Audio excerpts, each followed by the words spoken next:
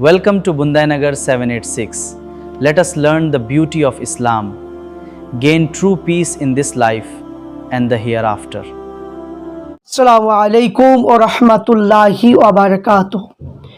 সমস্ত তারিফ ও প্রশংসা সেই মহান আল্লাহ পাকের জন্য। আল্লাহর প্রতি শুকরিয়া আদায় করি আলহামদুলিল্লাহ। তারপরে পরে বিশ্ব নবীর প্রতি লক্ষ কোটি দুরুদ এবং সালাম শান্তি ধারা বর্ষিত হোক, অর্পিত হোক, আল্লাহুম্মা আমিন।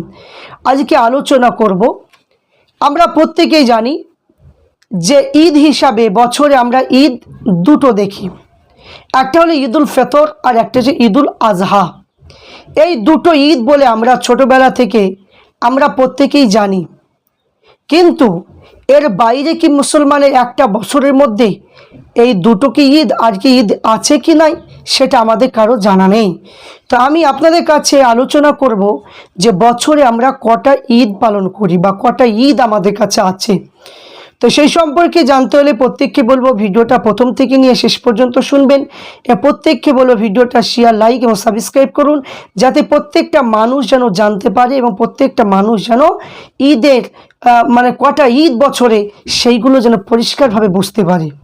তা আসুন কথা না বাড়িয়ে আলোচনা করা হোক। তো এখানে আমরা প্রত্যেকে জানি যে বছরে ঈদ আমরা দুটো দেখি, একটা হচ্ছে ঈদুল ফিতর, একটা ঈদুল আজহা। তাছাড়া আমরা ঈদ কিন্তু দেখতে পাই না। তো এখানে ঈদ হিসাবে হাদিসের আলোকে কি বলছে সেটা আমাদের প্রত্যেককে জানতে হবে। তো এখানে বলছেন যে হাদিসের মধ্যে পাওয়া যায় সুনানি ইবনে মাজা, হাদিস সংখ্যা যে 1098, মুহাত্তা ইমাম মালিক, ইমাম তাবারানি মৌসুমুল আওসাত এবং আল মাওয়াহিবুল্লাহ দুনিয়া এবং মুসনাদে জামে হাদিসের মধ্যে এবং মিশকাতের শরা মিরকাত, এই সমস্ত হাদিস থেকে পাওয়া যায় যে হাদিসটা বর্ণনা করেছেন হযরত ইবনে আব্বাস রাদিয়াল্লাহু তাআলা আনহু বলেন, রাসূল পাক সাল্লাল্লাহু আলাইহি ওয়াসাল্লাম বলেন, এক জুম্মার দিনে বললেন যে এই দিনকে আল্লাহ তাআলা মুসলমানদের জন্য ঈদ হিসাবে নির্ধারিত করেছেন এবং এই হাদিসের সনদ সম্পূর্ণ সহি।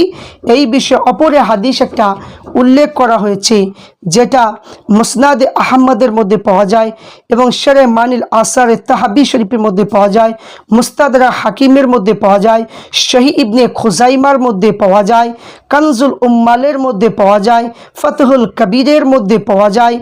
এখানে বলেছে হযরতে আবু হুরাইরা রাদিয়াল্লাহু তাআলা আনহু বলে, আমি রাসূল পাক সাল্লাল্লাহু আলাইহি ওয়াসাল্লামকে বলতে শুনেছি যে রাসূল পাক বলেছে নিশ্চয় জুম্মার দিন হলো ঈদের দিন।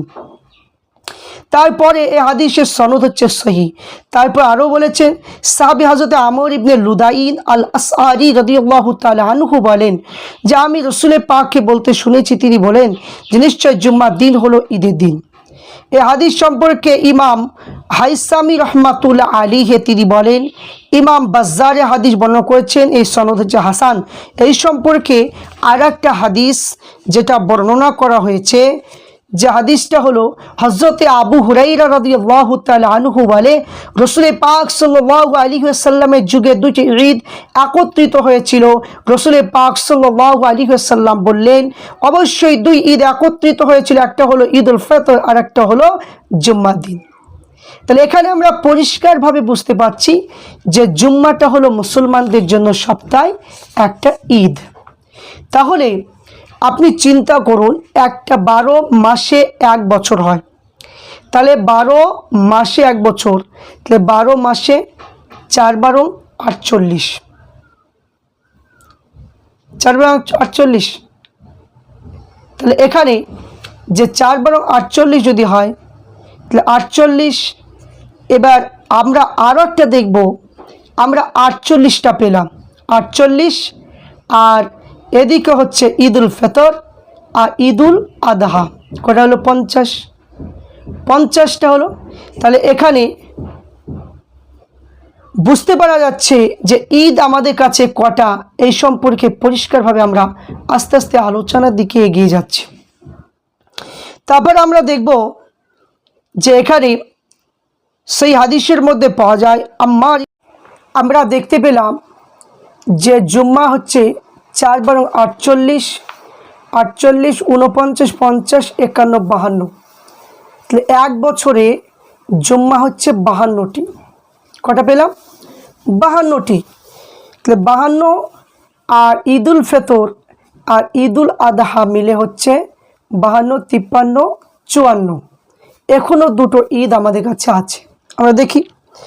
তো এখানে আম্মার ইবনে আম্মার বলেন, হযরতে আব্বাস রাদিয়াল্লাহু তাআলা আনহু থেকে বর্ণিত, তিনি বলেন কোরআন শরীফে একটা আয়াত পড়ছিলেন, আল ইয়াউমা আকমালতু লাকুম দীনাকুম। তখন তার নিকটে এক ইহুদি ছিল, সে বলল, যদি এই আয়াত আমাদের উপর নাজিল হতো তাহলে আমরা এই আয়াত নাজিলের দিনটাকে ঈদ হিসাবে গ্রহণ করতাম। এই শুনে হযরতে আব্বাস রাদিয়াল্লাহু তাআলা বলে, এই আয়াতটা যেদিন নাজিল হয়েছিল সেই দিন মুসলমানের দুটি ঈদের দিন ছিল, তাহলে জুম্মার দিন এবং আরাফার দিন। এবং শুধু তাই নয়, হযরতে তারিক ইবনে শিহাব হযরতে উমার ইবনুল খাত্তাব বর্ণনা করে, নিশ্চয় ইহুদিরা এক ব্যক্তি বললেন যে আমিরুল মুমিনিন, যে হযরতে উমার ফারুক রাদিয়াল্লাহু তাআলা আনহু বলে যে আপনারা যখন আপনাদের কিতাব থেকে একটা আয়াত পাঠ করেন, এই আয়াত যদি আমাদের উপর নাজিল হতো তাহলে আমরা এই দিনটা ঈদ হিসাবে গ্রহণ করতাম। কে বলছে? একজন ইহুদি উমার ফারুক হুজুরকে বলছে। তোমার বলো কোন আয়াত? সে বললেন যে দীনাকুম আল ইয়াউমা আকমালতু লাকুম দীনাকুম। যে হযরত উমার বললেন, আমার ভালো করে জানা আছে আয়াতটা কোথায় কখন আল্লাহ রসুলের উপর নাজিল হয়েছিল।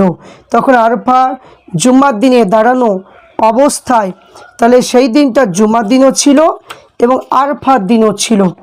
তো এখানে হযরত উমার ইশারা করে বললেন এই দিনগুলো আমাদের ঈদের দিন। তাহলে এখান থেকে প্রমাণিত হলো যে আরফার দিনটা হচ্ছে মুসলমানদের জন্য ঈদের দিন। তাহলে কটা হলো? 55টা।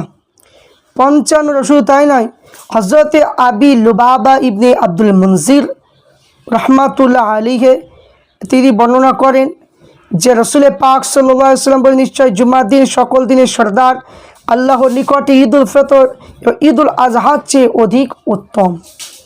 এবং আমরা আর একটা দেখব, আর একটা ঈদ হলো, সেটা হলো ঈদে মিলাদুন নবী সাল্লাল্লাহু আলাইহি ওয়াসাল্লাম। যে ঈদ সম্পর্কে ঈদে মিলাদুন নবী, এটা হচ্ছে মুসলমানদের জন্য ঈদের দিন। এই সম্পর্কে অনেক কোরআনে আয়াত এবং হাদিস থেকে প্রমাণিত। শুধু তাই নয়, এখানে আর একটা বিখ্যাত, যেটা না বললে নয়, আবু লাহাব একজন কাফির মুশরিক। এই আবু লাহাব সে বলেছিলেন, তার একজন দাসীর নাম ছিল সুয়াইবিয়া। সে যখন আবু লাহাবকে জিজ্ঞাসা করলেন যে আপনার কুরাইশ বংশে একটা ছেলে হয়েছে, তো তিনি কি করলেন, এমন সে আবু লাহাব তার দাসী সুয়াইবিয়াকে শাহাদাত আঙ্গুল তুলে তাকে আজাদ করে দিলেন। তো যেই না দিলেন, এমন সে আব্বাস রাদিয়াল্লাহু তাআলা আনহু তিনাকে জিজ্ঞাসা করে খবরে কেমন আছেন। তিনি বলে, আমি সোমবারে আঙ্গুল চুষে আজাব নিরাশ করি, সোমবারের দিনটা আমি আজাবটা আমার কিছুটা লাঘব হয়। তো এখানে বুঝতে পারা গেল ঈদে মিলাদুন নবী হচ্ছে একটা মুসলমানদের জন্য ঈদের দিন।